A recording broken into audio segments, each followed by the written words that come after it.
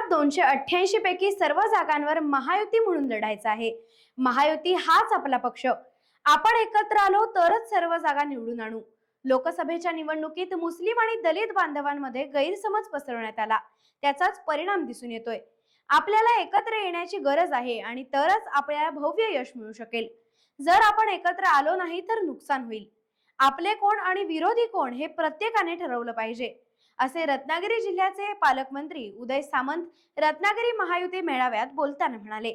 महायुती मेळाव्याला प्रसाद लाड, दीपक केसरकर, शंभूराजे देसाई, विनय नातू, सदानंद चव्हाण, बाबासाहेब जाधव, अनिकेत तटकरे आदी मान्यवर उपस्थित होते।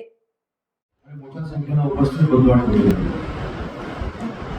ही अचानक बैठक कशासाठी आयोजित करण्यात आली याचं विश्लेषण प्रसादजींनी या ठिकाणी केलं, शंभूराजेंनी केलं, देखील बघितलं असेल। एक 2 दिवसापूर्वी मी स्वतः रत्नागिरीच्या दौऱ्यावर येत असताना सचिनजी आपल्याला देखील माहिती आहे, प्रसादजी आपल्याला देखील माहिती आहे, मला प्रसादजींचा आणि सचिनजींचा फोन आला की अतिशय महत्वाच्या कामासाठी तिन्ही नेत्यांनी मला बोलवलेलं आहे। खरं तर मी ती बैठक असेल, राष्ट्रवादी काँग्रेस पार्टी असेल, रिपाई असेल किंवा आपले मित्र पक्ष असतील, हे सगळे पक्ष आहेत हे नक्की आहे।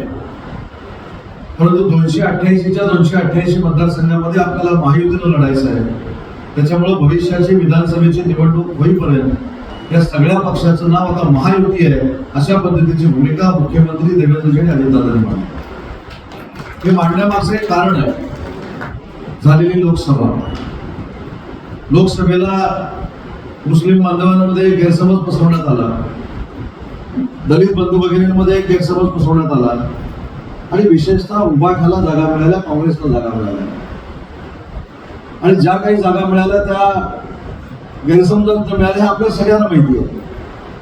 पण आपण सगळ्यांनी, म्हणजे मी ज्या पक्षामध्ये काम करतो, शिंदे साहेबांच्या नेतृत्वाखाली तो शिवसेना पक्ष असेल, आपण कोकणामध्ये कमकुवत असलेली लोक आपल्या समोर छाती पुढे काढून चालतात आणि आपण नक्की विरोधक कोणाचे आहोत आणि आपला विरोधक कोण आहे हे देखील भविष्यामध्ये आपण समजून घेतलं पाहिजे। आणि मी व्यासपीठावरच्या सगळ्या मंडळींच्या साक्षीने इथं सांगतो, आपण जर व्यासपीठावरची मंडळी ही हृदयापासून एकत्र आलो, या कोकणातल्या 74 पैकी 70 जागा आपण जिंकू शकतो, तर घेऊन महायुतीचा झेंडा आपण फडकवू शकतो।